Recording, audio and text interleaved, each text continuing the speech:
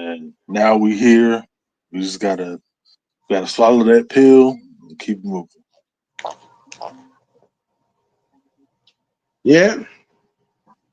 Well, as you hear, ladies and gentlemen, as we get into this bucket, into this pot of tea, um, we're discussing and going to be discussing perspectives and observation on what might could be the real reasons or reasons that Grady Jarrett is no longer in the line of fire. Um, we're also going to get into what is the actual um, problem of this organization, the dysfunction upstairs. Uh, you know, and things, and it's just been a pretty eventful day, emotionally wise. Dealing with this fan base and their concerns or the lack thereof in pointing the fingers on who they believe and think should be, you know, part of this organization or not part of this organization. And they seem to turn their attentions to one chair front. Um, I know y'all saw the AOA earlier today with me and Juan and K Styles and man Mike uh, in some of those discussions. Um, Look, my standpoint, my thought on it, Terry Fontenot is the one man that has done his job the last 3, 4 years. Terry Fontenot is the reason why there is the amount of talent that is here. We're People are making out like, I mean, the situation is not good, but it's not bad either. You know, if the coaching can get if coaching can get it as together and do what it's supposed to do with the talent on hand, positive results could be seen. Right now that is our problem, coaching. And you all know that talent is on his team. Because a lot of the complaining that y'all do, most of y'all sentences end with it's too much talent on this team to be like this. So, just saying, you know, saw where a lot of you all earlier today were upset about the linebacker signing and citing that, I saw some people like, well, we didn't bring back Dahlman and ran Grady out of town for this cat. Well, we didn't run Grady out of town. Grady walked. He left. He asked for that. He asked for a release. Now, my thing of this segment is the reason for asking for the release. I myself believe that the angry moment for Grady Jarrett was us not hiring Wheat Martindale and hiring Uncle Jesse instead. That's just, I mean, what other reason why you go from decent weather, playing indoors to Soldier Field, 9 below in the spring, Chicago, who don't look nothing nowhere near like a playoff team. Man, chaotic up there, man, I may add. It is just my firm belief. And this is what me and franchise were discussing, coming on. It's just me, my firm belief that us not hiring Week Martindale or you could add the other guy, Wilkes, to that. Us not hiring either one of them and hiring Uncle Jesse instead what sent J- Grady Jarrett ass up out of here. Now, I'm not dismissing our cap situation that played a part in that, but I just sincerely believe being able to walk away from leaving this game on your own terms, retiring with the team that drafted you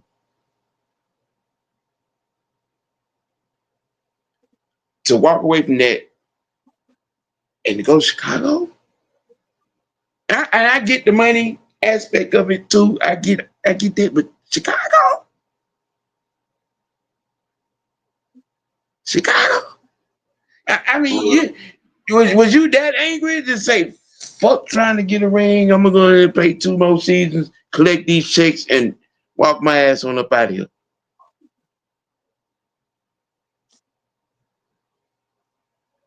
I'm Look, we like OG said, we was discussing this before we came on, and I said that this is not the first time we've seen this happen, where we see a veteran switch teams from from one team that he's been with for his duration of his career to 9 years. to another team that's not really contending just to go chase their bag.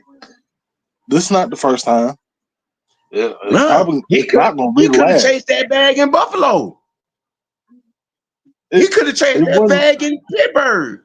He could but have chased that bag in Kansas City. but but that's if you He try. could He's not. shit. He could even chase that bag in Denver. But it's obvious. Chicago. It's obvious that he's not trying to win. That's what I'm saying. He's just worried about his money. That's it. He's not trying to win. That's Mm. what that move tells me. It doesn't matter Shit, hell, what other if that was the team that case, he could have went on. He could have went on down to Jacksonville. I mean, he did the next best thing and went to Chicago. So I mean, you went to Antarctica instead of going to Hawaii. I'm just saying. some people like that type of shit. Wow. It's just the And reality. yeah. Before we continue on with this conversation, tactician, do I need to drop something in your inbox so you can come on off the porch? Bring Or your or, ass up or, in or here. you busy? Sonya, Georgia, Texas boy, JB, what's happening? Brian Peoples, what's good? William Amy, nice to see you. Will the thrill? Lord have mercy. I don't even want to ask the question. What up, Jaden? Continue with your thoughts. I'm gonna get the tactician in here. Yeah, bring his ass up in here. I wanna hear this. But it's it's a tricky situation, man. Like it's just like we all been saying. If he wanted to be here, he would be here. You know, like, but he wanted to go chase that bag in the ice cold and that Mm-hmm. wind chill. Because when it get cold up there, that wind hit. It's in it up to 20, wind chill 36. It get to be 25 below, 18 below. Look, It, it, Sam, it, it, it's the snow up there is unforgiving. Sam, Oh, look, bruh. When oh, we played Chicago a couple of years ago, they brought yeah, that goddamn weather here too. yeah, yeah. Yeah, they did. I I mean, remember because we had to walk to the fucking stadium and that shit.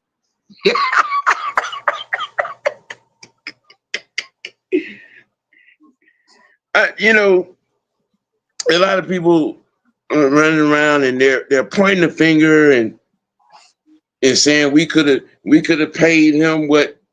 See, this is what makes me think of what my situation, what I feel about it is real. Because that is a point.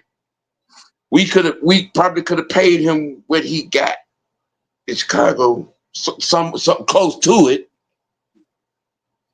he ain't trying to have no conversation.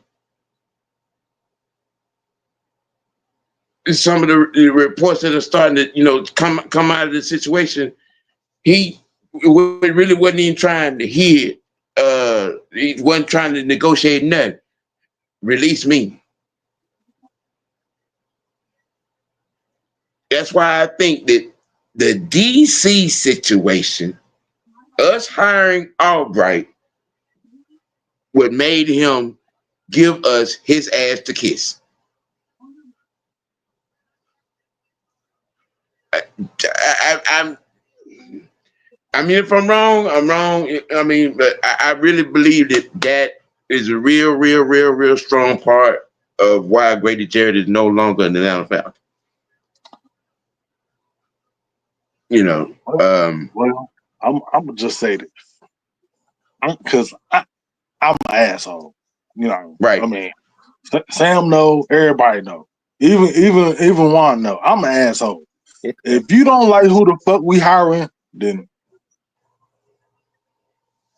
deuces. Hit the brakes, bitch.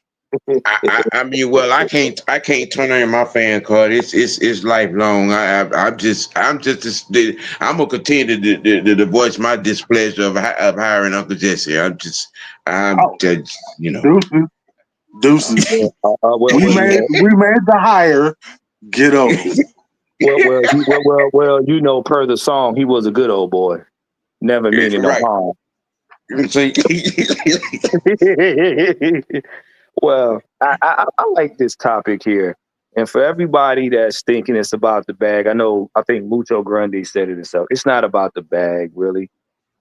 Grady got greatness beat out of him. And y'all got to understand something. Y'all got to look at his career. His career really got started as a rookie going to a team that made it to the Super Bowl. You see what I'm saying? Not the exact year, but you got to understand he was newly on the team, in the league.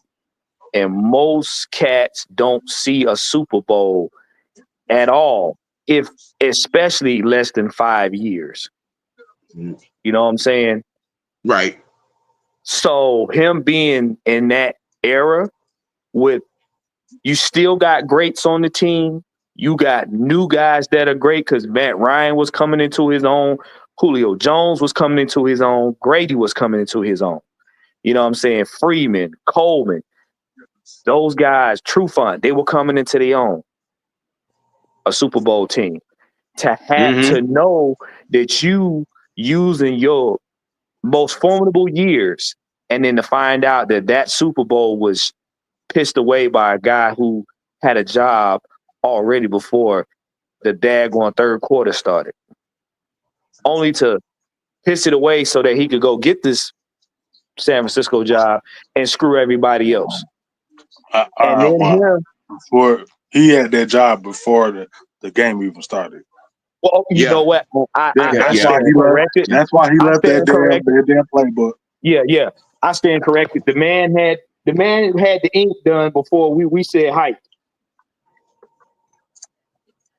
And the problem is, and like I say this on Mike's show, K-Style show, it's a double-bladed sword. Because how the team looks at the player looks at their career. So when you screw a team, you screw the player's career. Because whatever they do, they're always going to have that mark of, you got there, but you just wasn't good enough. We just saw a great player in Myles Garrett accept money from a team he knows is not going to get him a Lombardi. He knows this. And he's settled. They ain't got no quarterback up there either. They don't know what the hell they're going to do. And they're good players on offense are leaving. You know what I'm saying? So Atlanta had the same problem. But we got to a Super Bowl. And now he got that injury. And he's like, hey, what y'all ain't doing nothing for me. If I stay here, if I give myself to the team, what am I going to get for it? That's his mindset now. What am I going to get for it? Am I going to get a Lombardi? Sure, y'all gonna put me in the Ring of Honor. Sure, y'all gonna give me a red jacket. Hell, I might even be a Hall of Famer. But a lot of players, when they're emotionally, mentally, when they're cashed out, all they care about the bag. Then it becomes about the money, because then they're looking at their career like, what do I have left in the tank? And Grady, y'all know Grady was not one for getting injured that much. This knee injury, him sitting in the hospital watching Raheem let this team go down the drain. Oh, that was an eye opener. That's an eye opener. Yeah. I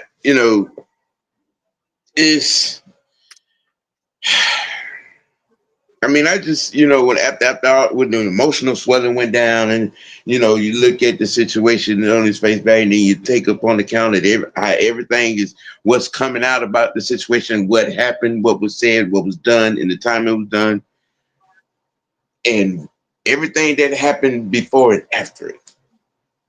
I just, like I said, if I'm wrong, I'm wrong. If not, hey, but I just really believe us not hiring Martindale or Wilkes was the reason why he gave us his ass to kiss. But hey, what's done is done. The milk has soaked through the cracks. His ass is out of here. Hey, Sam, if you really want to technically be sound about it, it was when we decided to pass on Belichick. But you know what? Shit. Hey, we rewind it all the way back. Shit, hell, that might have been it. Hell, that might have been the camel the straw that broke the camel back. Hell, then Wing Martindale might have been what put his ass in traction. But hey, it's gonna, it like I said, was done is damn done. I'm gonna shift gears a little bit, seeing as how right now I seem to be public enemy number one in Baltimore. I'm gonna make them bring the fire squad to come get my ass. The Baltimore Ravens picked up DeAndre Hopkins.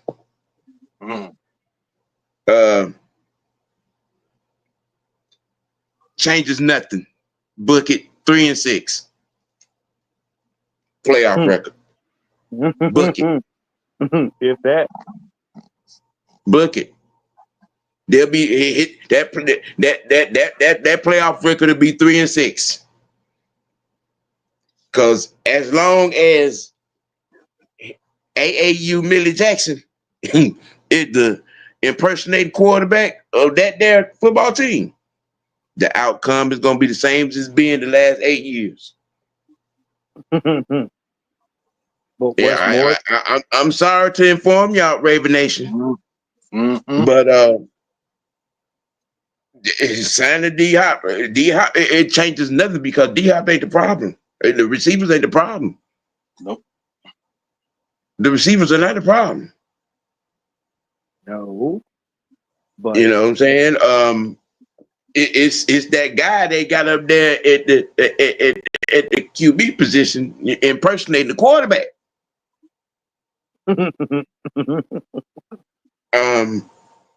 Yeah. Look, I've already put the nail in the coffin and in the dirt already. That on that down. He is not it at quarterback. It just don't happen. You got 5 playoff losses in these here 8 years, and in all 5 of them, he has turned the ball over twice. Well, Sam, I think what people don't realize, and I've been saying this, and I'm gonna laugh, for the Raven Nation and the extended family, the Atlanta Ravens that we have masquerading around here like Atlanta Falcons. Right. What y'all got to understand is this. They didn't put that tweet out that Baltimore is where wide receivers go to die for nothing. Here's the problem that you're gonna have, and this is why I say Sam said book it for 3 and 6. I'm gonna say if that, because the one I mean, thing you're going. his playoff record is 3-5 now. I'm just adding another loss. Oh, okay. Well, yeah. Because see, here's the problem. The locker room presence is going to be a problem because it's an 80-20 situation already, meaning that Derrick Henry is guaranteed that ball 80% of the time for that team. Mm-hmm. Now, that 20%, 5% of that is 10% of that is Lamar Jackson. 5% of that is Andrews. And I would make it 10, but you're going to have to squeeze D-Hop in there now for the other 5 because he's going to have to struggle to get that. What you're going to have is, depending on how the teams pressure Baltimore based off of what they saw this season, if they get more pressure on him, that 5% now goes away because what is their MO? Run the ball between the 5 and 7 yard line. Lamar is going to throw it to either Andrews or he's going to try to run it in. And D-Hop is one of those guys that he wants to get the ball. And what a lot of people not understanding is you're going to a team where you're not really necessary. Right. You're not. You're not. Right. The only way you're going to become real necessary is if Derrick Henry go down and Lamar Jackson has to throw the ball, in which that's going to be a long season for him. Because we all know Lamar wants to be cute, and if he can't run it, he'll be dancing in the backfield trying to look like Patrick Mahomes. And you'll force him to throw it, or if they come up the gut, lights out. So I'm telling you right now, it's going to be the Henry situation all over again. And D-Hop going to be 5% of that offense.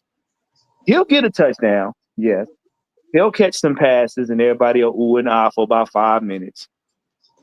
But that's not going to lead them to any championship because they're going to do the same thing. You can bet your money Baltimore's going to have the same MO.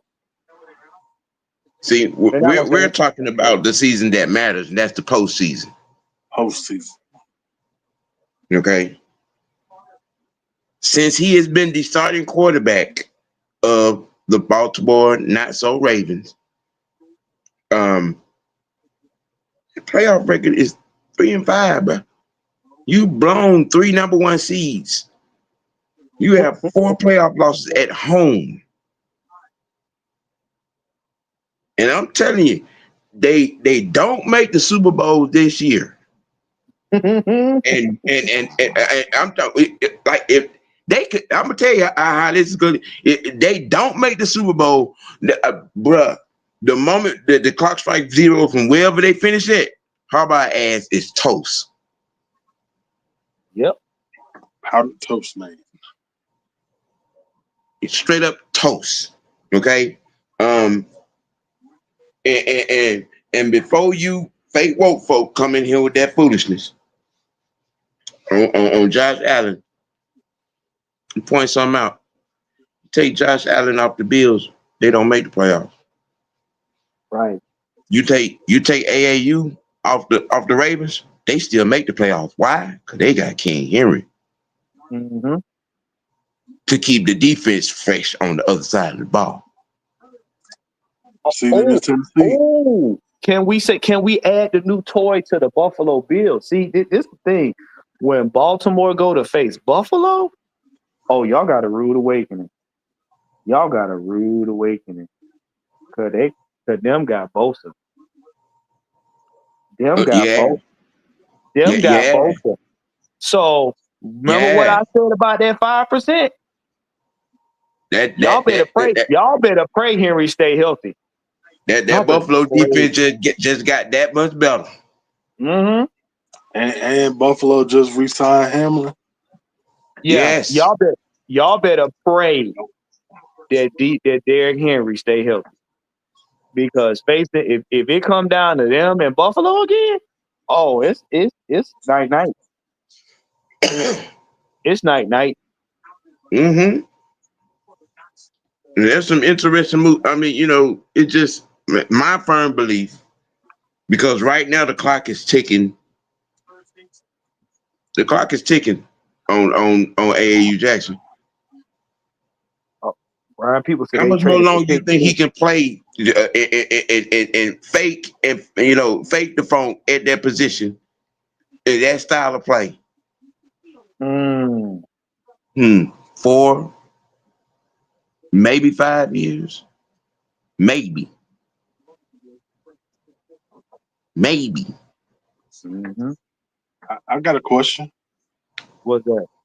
Swing How many more years is his 2 MVPs gonna give him?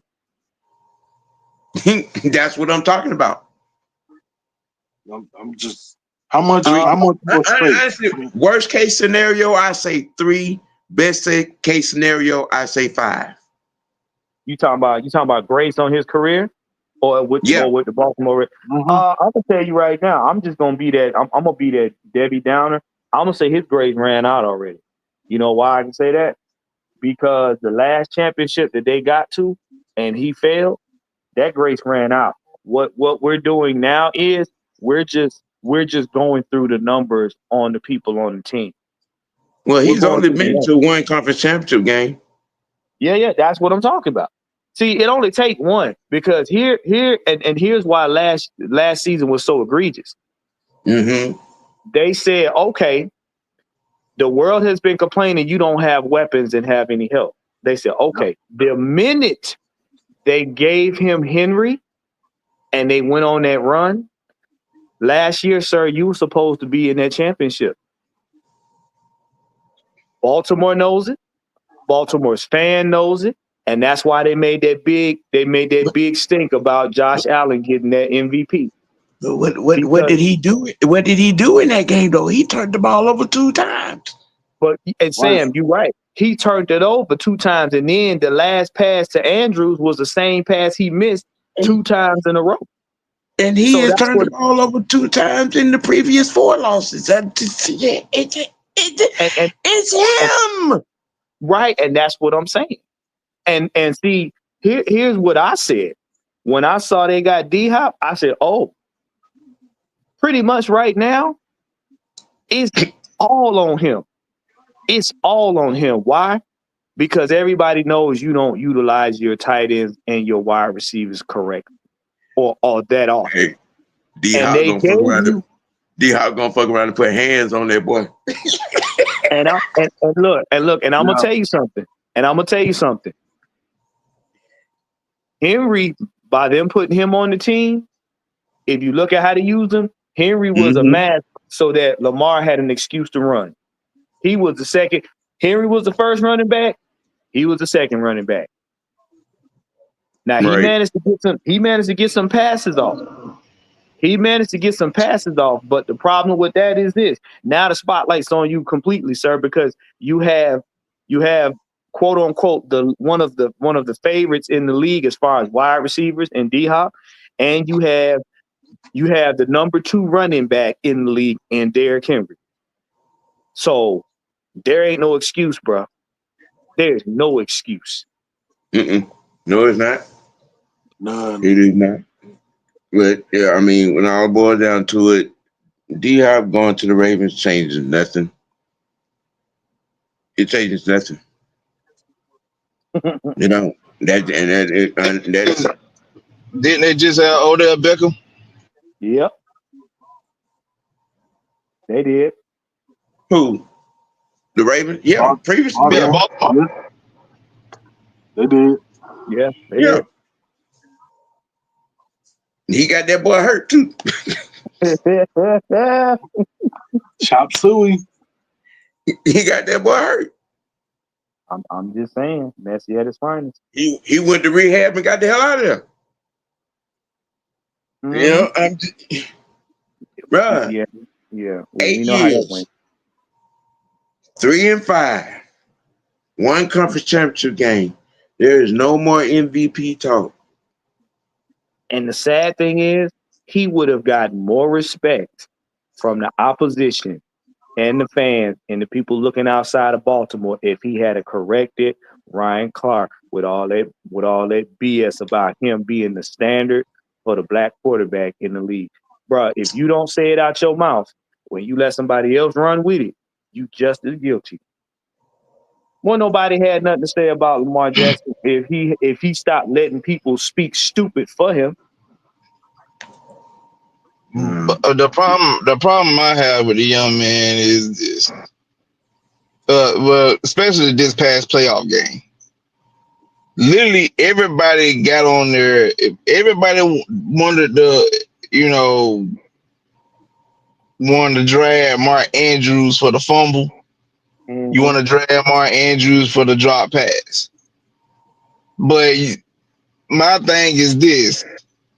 As much as you want to drag Andrews' foot, like, you can't negate the turnovers that that he had. The man had a fumble in a pick. You can't. That don't go nowhere. Just as much as you want to blame Andrews for saying that he lost in the game, like, are Baltimore down? Is Baltimore down scores if Lamar Jackson don't turn the ball over? Nope. Well. Hey, LT. Here's a better question: Does Mark Andrews drop that ball if you don't throw it the same way in the same spot at the same time? Listen, y'all see me. I did a whole breakdown on that play, and I showed them where when you showed the replay back, you can see where the initial you will show that the initial read was what the dude name is Isaiah Likely.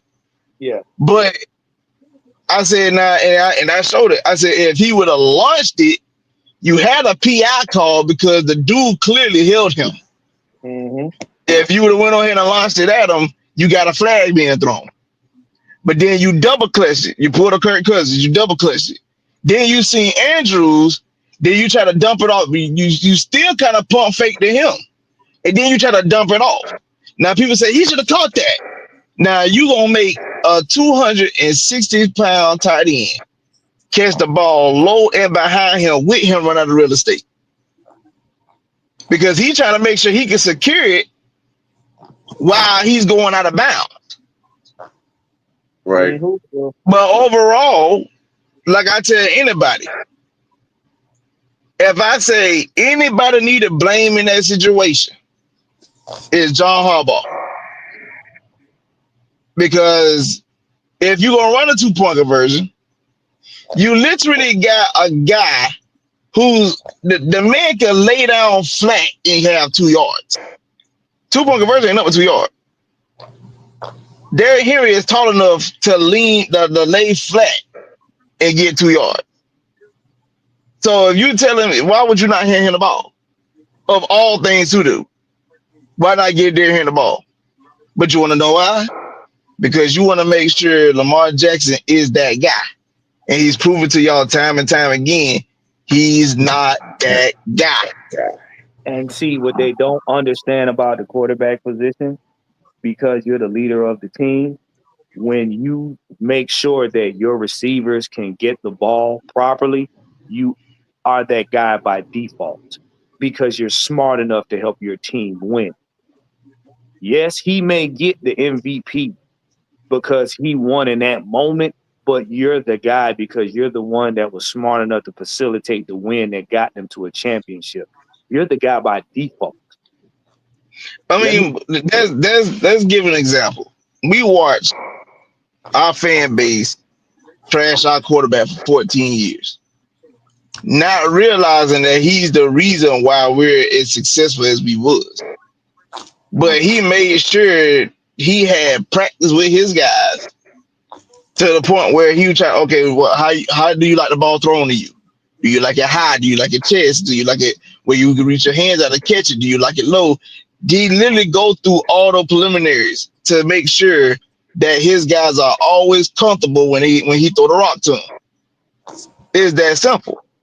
Matt proven on many times that he was that guy.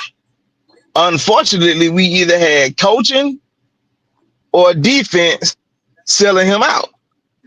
But in Lamar Jackson's case, dude, you went in the postseason several years having top 10, if not top 5 defenses, and you can't get the job done. That's a problem to me. Because Lord knows, I wish like hell Matt had one of your defenses for one season. Lord, I wish he had your defense for one season. This man has had a top 10 to top 5 to top 3 defenses every year of his career. Okay. And he is not, and he's only been to one conference championship game. One. Look. I want y'all to understand the quarterbacks that this man has beaten in the playoffs. You beat a rookie CJ Stroud. You beat CJ Stroud again. You beat Ryan Tannehill. So you beat a rookie CJ Stroud, sophomore CJ Stroud. Mindful, I'm gonna also say this. I ain't trying to be rude about the Texans, but mindful the Texans came into that game literally injury prone. That man ain't had none of his top targets. Stephon Diggs was hurt. Tank Dell was hurt. Like that man had Nico was hurt. He's still gonna be out there season. I said like this man had none of his top targets in that game. And if memory serves me correctly, the game was still kind of close. So if he had his top targets, do he pull off the upset in Baltimore? Probably. So my thing is, so again, you beat a rookie CJ Stroud, a sophomore CJ Stroud with an injury-ridden offense, and you beat Ryan Tannehill, who also beat you the previous year. Like, bro, that's not good. Look. I'm gonna go on record as saying this. I would have loved to see what a John Harbaugh could have done with a Matt Ryan. You saying? Well, I mean, can we be honest? Can we be honest here? Because a lot of folks don't know, that Harbaugh, well, the Baltimore Ravens were trying to get the number 2 pick to take Ryan. Mm-hmm. They were trying to throw the farm at the Rams at that time because the Rams had the number 2 pick. They were trying to throw the farm at the Rams and like, hey, bro, we'll give y'all X, Y, and Z if y'all let us get that number 2 pick because we want that guy. Mm-hmm. And it was 10 minutes away from them almost giving that to him too. Yeah. The wild part about it is, and I want folks to understand, because if Joe Flacco, now mindful, Matt Ryan walked into Atlanta with you got the weight of the world on you already. Mm-hmm. Vic going to jail. Mm-hmm. The fan base, they already hate you because you're Michael Vick's replacement. Mm-hmm. Right. You got a rookie head coach as well as you as a rookie quarterback. Mm-hmm. And you don't know what this team morale is based off what just happened the previous season, where their head coach walking out on them, and you had quite a few veterans that already leave. That was a staple to the franchise. I just coupled with the damn New England. Ward Dunn went back to Tampa to finish his career in Tampa. Mm-hmm. So like you don't know the morale there. You don't know what to expect on situations. So when it's all said and done, this man walked into Atlanta with the weight of the world on him and turned us into a playoff team in 1 year. And started his first game with a touchdown to Michael Turner. But Michael Jenkins. Michael Jenkins, 66 yards. Yes, sir. I'm talking about, and he threw it with no apprehension. He threw that bad boy like he knew he had it. So, and mindful, I tell people all the time, when I knew I was sold on Matt Ryan, week 6, well, 2 games that stood out to me early in that season. Week 5, you go to Green Bay. You playing Aaron Rodgers, who just sat 3 years behind Brett Favre. So he got a lot of veteranism under his belt. But you walked in Green Bay and walked out that bitch with a dub. Yeah. The very next week, you had a home game against one of the elite defenses in the league in the Chicago Bears. And that defense had Prime Brian Urlacher and Lance Briggs on it. I remember that game. Yep. And you want to know what he did? He threw for 300 yards for the first time in his career against an elite defense. That's when I knew we had us a quarterback. Now, as a rookie and against that vaunted defense, you threw for 300 balls. Oh yeah. Well, I knew we had a quarterback when we drafted him because I watched him in college. mm-hmm. My phone rang twice when they called his name. One was my uncle and the other one was my brother. Who in the hell is a man? Hey man, y'all just calm down. We got ourselves a quarterback. Go check the tapes. We got ourselves a quarterback. I promise you. Shit. Opening day, down the seam. There you go. But now and to the playoffs. Yeah. Now let's fast forward because we know that we want people to understand, and this is why I said it when we drafted Penix. When I saw him, because y'all got to remember, all of us watched the championship game with him. Yep. Mike was like, yo, y'all need to check this kid out. We was like, what? He was like, Penix, they in the championship. We was like, all right, so we will watch the championship.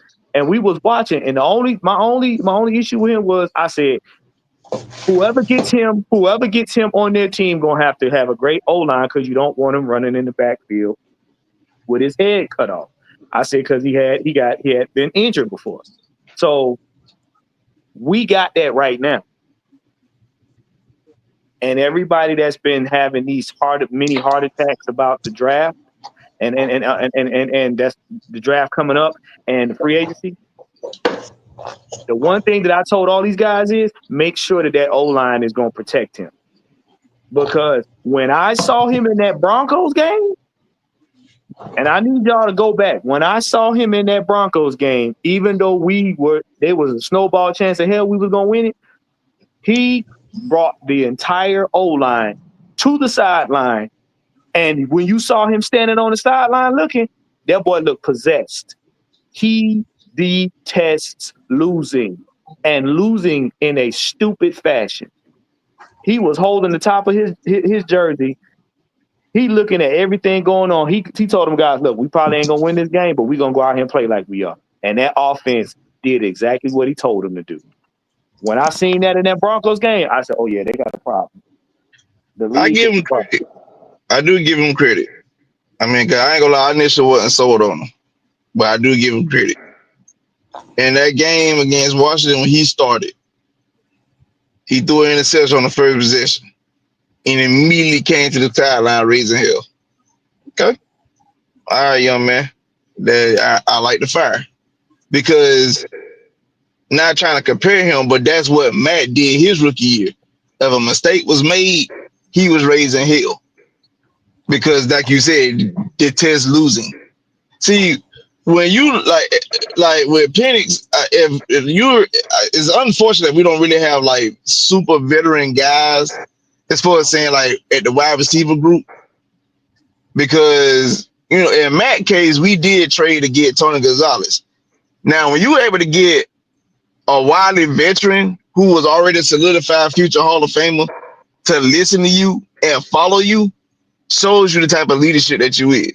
But Penix did show that he can have command of the team, especially that offense. That says a lot.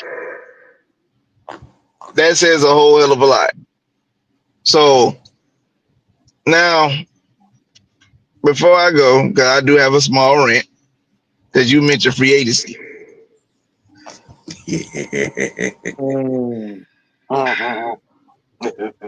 I done had folks in my mentions the last couple of days, or the last day or whatever, because I said that signing Leonard Floyd does nothing. And y'all have a raggedy motherfucker had the nerve to tell me that look at the tape and what he done with Buffalo and LA and where the case may be. I said, I'm gonna explain something to y'all folks, man. Who the fuck was he playing with in LA? It's like, okay, that's like watching. I'm gonna use Muhammad Sanu as a example. Okay, Muhammad Sanu had a good game in Cincinnati when he was a Bengal. Well, when you got Andy Dalton throwing to AJ Green, Marvin Jones, and what the tight end name was at the time, it wasn't Zach Ertz. It was what the guy name is? Dang, I forgot his name. But he was pretty much one of the better tier tight ends in the league at the time. But I'm looking at them like, and then you still had like Giovanni Bernard coming out the backfield. And I'm like, bro, he's literally down at the fifth option. So if he gets off, yeah, he got off because you got 4 other targets in front of him.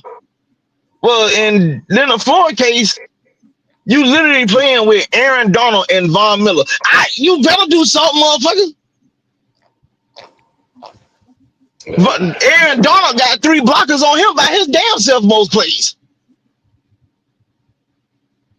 And it is only 5 linemen, so you got 3 people blocking Donald, 2 people blocking Von Miller. Then guess what? You got a free release. Do something. Well, I'm glad you said that. But you telling me they ain't through with this room yet? Says who? I mean, bro, like the move that I saw was basically the repeat of last year. It's rinse and repeat. The difference is we traded for one guy and we just signed the other guy. That's literally it.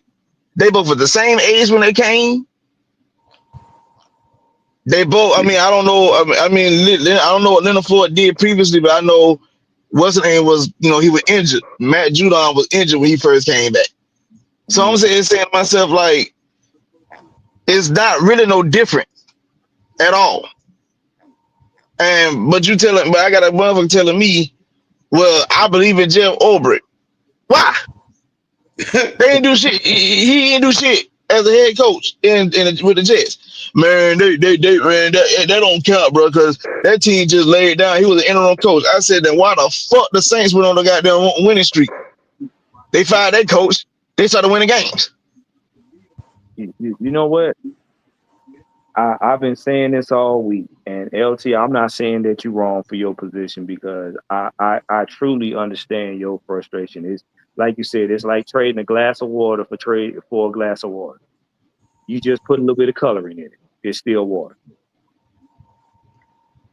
And somebody hit me up about the defense. I said, it does not matter how many good players that you put on a team. If your coach has them out of position, they're going to look foolish. That's a fact. And I also said we did not play 20% of our young players that are new on this thing. To include, we had a monster that got injured before he got a chance to really do something. And who? Braylon Trice. Yes, Now, here's where I put your frustration into a solution. Since we switched 1-for-1, and he is a veteran, so that means he has some athleticism and he has instinct. To combine him with Diablo, who has athleticism and instincts, if you put your players in a position where they're naturally good at, and you leave them there, this defense is a problem. And we saw it. If you don't have Judon doing the foxtrot to the end zone and he gets to shoot the gap to get to the quarterback, that's a good thing. If you don't have Caden Ellis trying to run to the sideline like his life depended on it instead of shooting the gap to get at the quarterback, it works. If you let them young boys like Rook and all of them push the pocket like they're supposed to, and you bring AJ and Jesse Bates you know what I'm saying, up on the line of scrimmage if you don't have the linebackers you need so that they can catch and contain. It works. But if you got all of these good players and you put them 15 miles off the yard, off the line of scrimmage, I don't care how good they are, we're going to look stupid. And that's why I told Mike and them earlier today, the players that we're getting now in free agency, re-signing, and in the draft, it's going to be Raheem, don't fuck it up. And here's the one thing that I do give credit for Jeff Ulbrich and LT, I'm pretty sure you can appreciate this. A man that played the position knows how to coach the position. Now, he may not be high on your list. He may not be. But I would rather have a man that knows what the linebacker position is supposed to be like and can coach it versus putting somebody that only knows beans and bologna out there trying to coach my linebackers. Because one thing about it, and this is my thing, I hope he does. If you telling me in your interview that you're a changed man, then I should see you cuss Raheem out when he starts being stupid on the sideline with his Wrigley spearmint gum. I got $20. He ain't gonna do that shit. Whether he does that or not, I cannot say. I cannot say. I mean, cause like I said, I had a guy telling me, you know, showing me what the defense was pretty well last year. I said, bro, they was literally the defense on average was giving up like 15 points per game while Robert Saleh was there. Right. The only game they gave up a bunch of points was the first game of the year. That was against San Francisco, which I could overall. If we doing an overall assessment, San Francisco at that time had much better talent than them. Now, but after that, let me ask you a question about that. What did Saleh have them running? Talking about the scheme? Yeah, what did Saleh have them running? I think they were like multiple defense at the time. Okay. I don't think it was like a set defense. I don't think it was like just like a 3-4, 4-3, or 46. I think it was like they were just running all of it, but just in different formations. Okay. And see that's the only reason why I asked that, because when you look at a defense like what they had and then you look at one like we had, people fail to agree. I told people this about the Falcons. Falcons had a playoff defense. It's just they were mismanaged. We had a playoff defense because we've seen it. We saw glimpses of it. But what would happen? When we got going with it, you went away from it because you got comfortable with, we mentally got the team where we want to. I don't care nothing about mental gymnastics. If you're not putting fear in a team and letting them know that they can't score, you're doing me no favors. And see, as a Falcon fan, and man, because I love defense, I'm always an appreciative of defense. But this is why, I love the Falcons. They always been my team. But there's a reason why anytime I had a chance to see that damn purple team in Maryland on my TV, I watched back in the day. Because that's the type of defense I wanted my Falcons to exude. Like, I want, motherfucker, like, but you ain't putting up nothing on us. You ain't doing shit. But Ray Lewis always said, 60-minute ball game. Motherfucker, and motherfuckers barely scored on that defense on many days, on many Sundays. So, like, that's... and don't get me wrong, I'm not saying that. First of all, we all know you will never see another Ray Lewis again, or that type of defense for Baltimore. But the fact that, like you said, our defense be mismanaged, and then the guy that people believe in so much is the guy that's mismanaging the fucking defense. You're not gonna tell me. I'm not saying Robert Lake didn't have. I mean, not Robert. What's that name? Jimmy Robert Lake. Jimmy Lake. I'm sorry. Jimmy Lake. I'm not saying Jimmy Lake didn't have his problems. Obviously, he did. He was a rookie DC.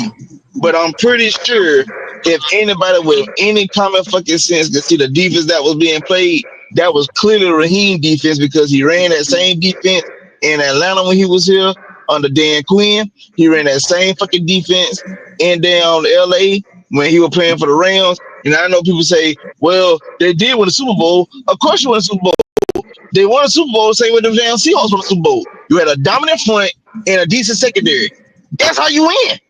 And you're pissed off the right man at the right time. Because they was about to win the Super Bowl. And I always bring that up too, because Aaron Donald was really going through the motions in that game until that scuffle took place. But that's what I be trying to tell folks. Like I said, this the same guy. These guys was the defending Super Bowl champs. The first game of the season, they played against the Bills the very next season. They got their ass smacked on national television. The next week, they played the Falcons. Now, you had like a 15-point lead or then that 20-point lead going into the fourth quarter against the Falcons. And of all people, you let Marcus Mariota walk you down? Huh? Mm-hmm. One and done. Well, I myself, I have said it, I'm gonna say it again. You got 5 games. And I have no faith, none in Uncle Jesse at all. The fact that you said he got 5 games is hilarious. And the crazy part, and the wildest part of it all is the fact that you said he got 5 games, but you also said that like his record got to be either 4-1 or 5-0. That man said even if he 3-2, he need to lose his job. Hey, look, and I'm gonna put it, and this is my ceiling right here. I said it like this. You said, because I know what he gonna say. You gonna come out your mouth again like a dummy and say outrun the South. Well, sir, I need the South sewn up. I don't care if you got 8 games under your belt. If you don't beat everybody in the NFC South, sir, don't come back. Don't come back because I don't care about nobody else. Right? You said outrun the South. You 1 game short because that Panthers game is unforgivable. It's unforgivable. Anytime that New Orleans game. There's a Steph It Curry was that Saints game. No. That Panthers game was egregious, dog. I don't give a fuck about that Panthers game was egregious. The Panthers game, that was a fireable offense. Bryce Young running around in the bins, smiling like Steph Curry. Bruh, that was. And I'm gonna tell you right now, if we play the Panthers the first game of the season, you better walk their ass up and down that field like you looking for some money, like you drop some change on the ground. No sir. And here's what I'm gonna tell you something. And I'm gonna tell you why the Panthers game was egregious, because we had an opportunity to make the postseason. I say like the game was close in Tampa. What if the Saints would have pulled off the upset in Tampa, but if we didn't have business at home? Like that's what makes it egregious. And then on top of that, the Panthers won the coin toss in overtime, and your defense couldn't stop a fucking fly. Your defense couldn't stop nobody. They clocked out. I keep telling people, players know when the season has come to an end, and they play. But when the Panthers played the way they did, and Bryce Young did that, Steph Curry, everybody was like, "I'm not." You know what? Nope. I'm done. They were done, and they should have been. I'm not one for quitting. But you see, when you disrespect it like that, that's a fight. I'm sorry, that's a fight. Because I would have threw my helmet at him. You don't come in my house and act like Steph Curry on my field. I'm sorry. No, that's a fight. I'm sorry. I'm petty like that when it comes to football. I will fight. That's a fight. And I fight the coach. Right. That's a fight. I'm not doing it. I'm not doing it. And that's why I got several 15-yard penalties in that game. Bruh, I'm trying to take his knees every chance I get. I don't care if they throw the flag around in the end zone. Them got a goddamn shitty Christmas ass grin on their face. When this young man seen our defense, he was petrified. Now he up there, he placating. Now I get the Saints game because Saints always gonna try their best to try to take us out more than any other team. I get that. And Kurt ran out of gas, and his tire blew out, and his axle fractured, and he lost a wheel. I know this. But that Panthers game, that's unforgivable. Nope, that is unforgivable. What I mean is, if we wouldn't have lost that Saints game, that Panthers game wouldn't have mattered. Right. That's why I'm saying. You don't win the South, you got to go, bro. You got to go because see every other team outside of that is manageable because what sewing up the South does is it lets you know that guess what, if you lose a couple games, you still can walk into the playoffs. You still have a home playoff game, sir. Let them first 5 weeks come through him, and he ain't 4-1 or 5-0. Security drag his ass out of him. And his chiclets, he got to leave his chiclets on the dresser. He can't leave out of here with his chiclets. Go on and get home ass up out of here.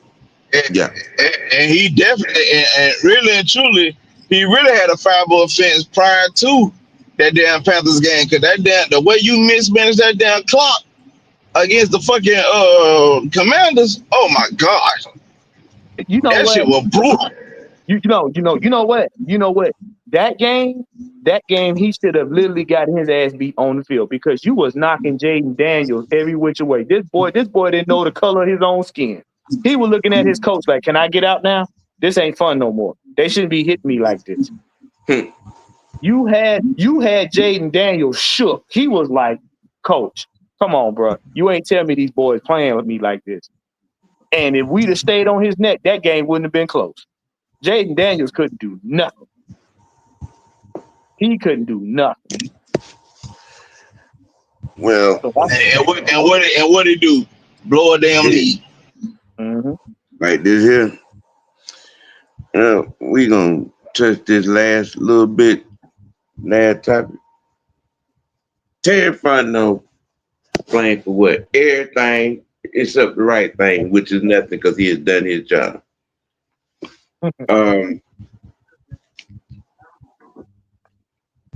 I mentioned that we talked about this earlier.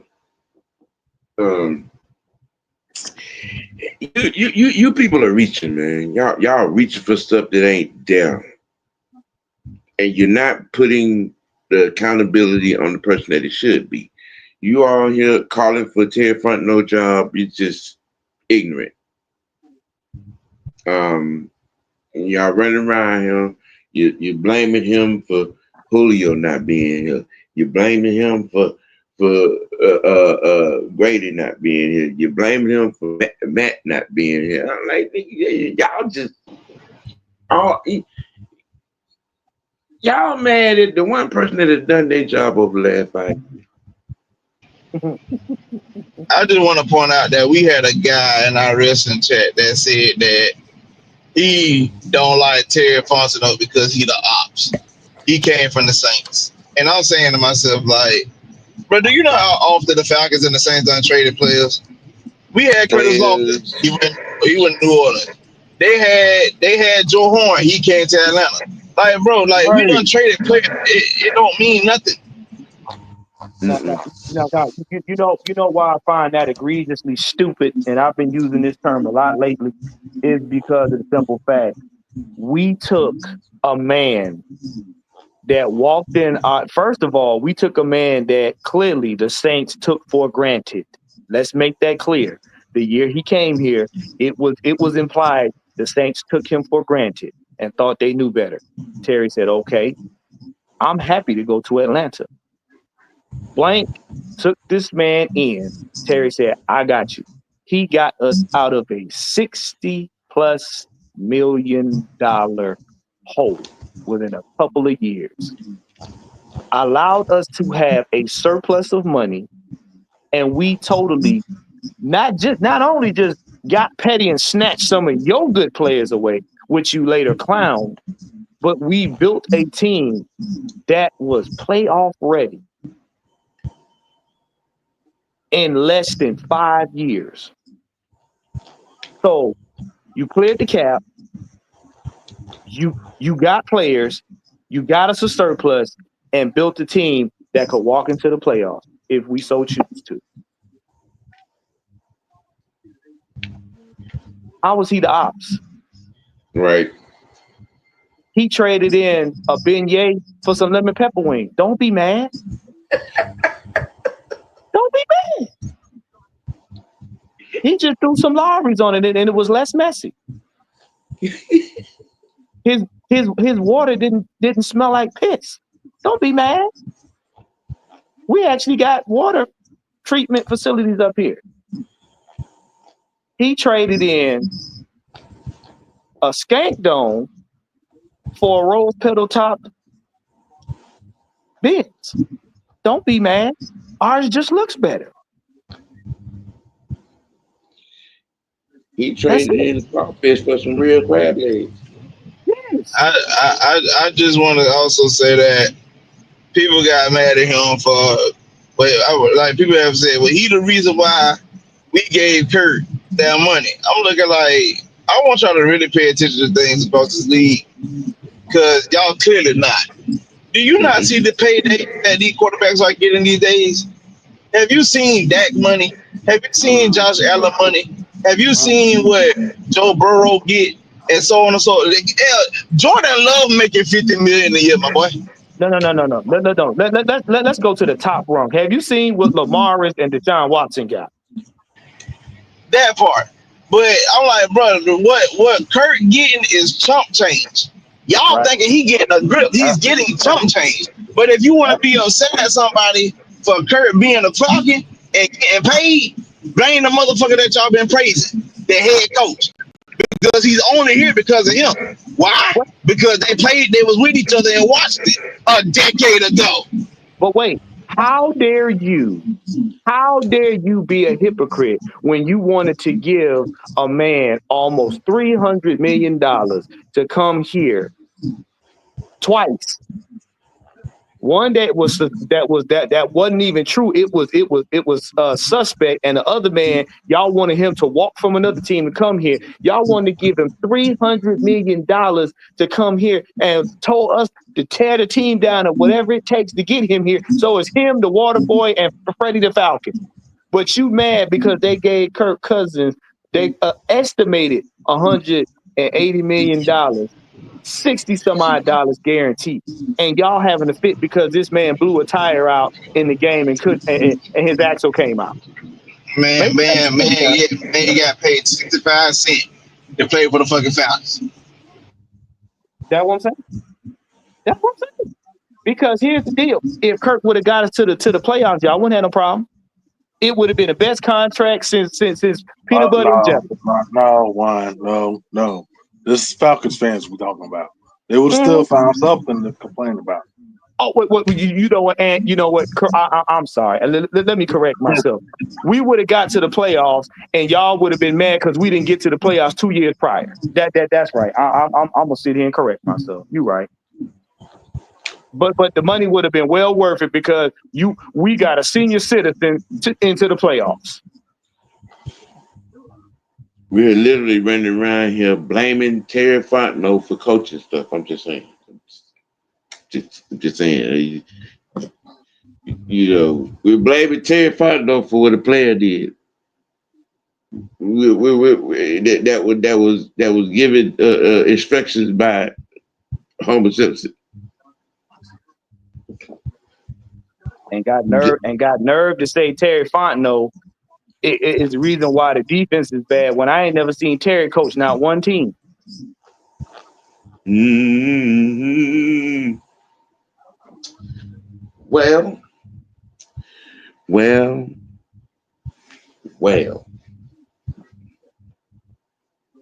I guess we ain't gonna blame Homer for nothing. I'm gonna blame him for something. I'm gonna blame him. we ain't gonna we ain't gonna allow Homer to goddamn get a free in there. Just Listen, listen, I'm gonna blame him for something.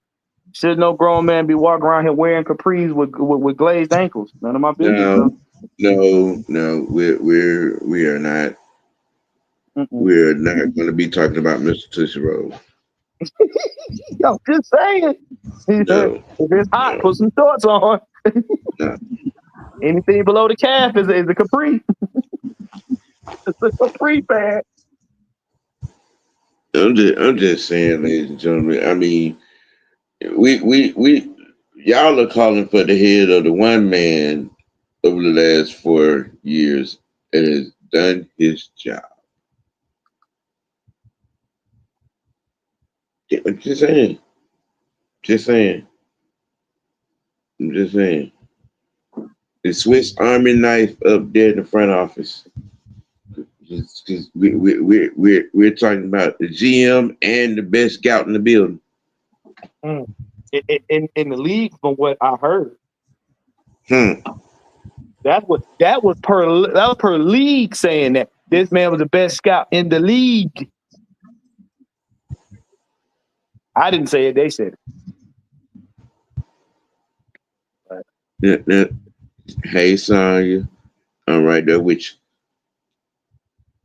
you. Right there with you. See I, that Sonya. That see. How dare you make sense, Sonya? These people don't understand that. mm, mm, You making too much sense. You right. yep. And Mr. White, let me ask you this. Did Yes, sir. we not hear the process when Terry first got here?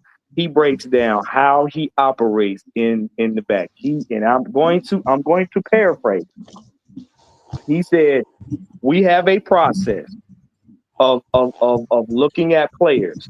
I have my scouting department go scout certain players. Then what I Mm, do is when we collectively come together and I ask the head coach, I ask the assistant head coach, the defensive coordinators and that, who do you like? And they sit down and give me feedback on who they like, who they think is the best fit for our organization. Then I go and I get with the scouting team and we compare notes and we see who is the best fit for what we want to do. And then we all come together collaboratively and decide on if we're going to get that player. When we walk out of that room, we are all of the same mind. Then we go and take steps to acquire that player. He said that in his first interview as the GM. Now, how is it that I sometimes don't remember the water faucet is running, but I can remember that? right. I'm just, I'm just saying. Mr. Jackson, what's your thought on it?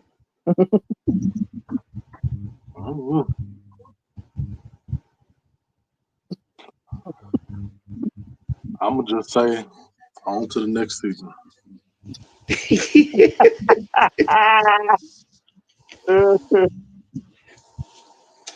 Well,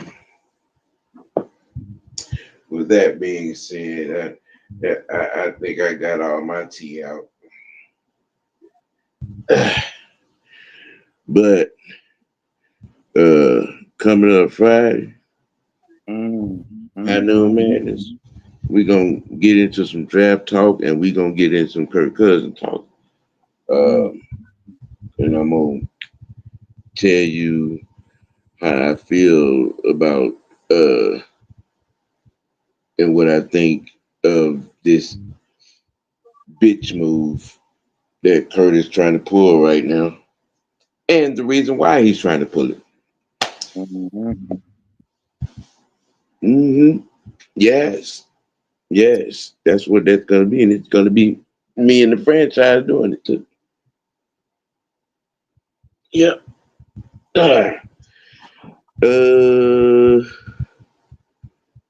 Tactician, why don't you tell the people what they got coming up tomorrow and Friday as well, and all that other good stuff. We roll on Well, up. I know. Like I said, I know HL Sports in game. We're gonna go over the free agency. We're gonna go over the players that are re-signed. We're gonna go over the players, the new players that we acquired, and where we could possibly go right before this draft kicks off. Um, and yes, we are going to also address the possibility that if it's a way to get Kirk Cousins out of here, time for the old man to go. So yeah, that will be on Friday, 9:15 p.m. Eastern Standard Time. Make sure y'all like, share, and subscribe, and check the notification bell for information. Um, you'll probably see me on Six Man K Combo. So like I said, it depends on what they're gonna talk about. But if I got some time and everything, and Mr. White and the franchise want me on, I'll hop back on, and we will further give y'all bad nerves. Right. Yes. Push the goddamn button. Yep. Like, share, subscribe to Mr. White Network. Once again, I appreciate you people for tuning in. I appreciate everyone for, what I'm saying, giving conversation, giving thoughts, liking the material, all of that. I appreciate you people. I love you. I love you, man. Love you, man. Love you. I love you You know. guys. And for the Unholy Alliance, members of the Arkham Asylum,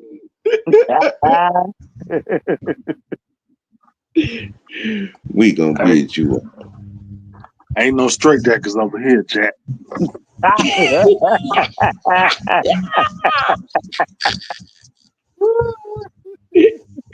Hey, we're going to bid you all a lovely, lovely good night.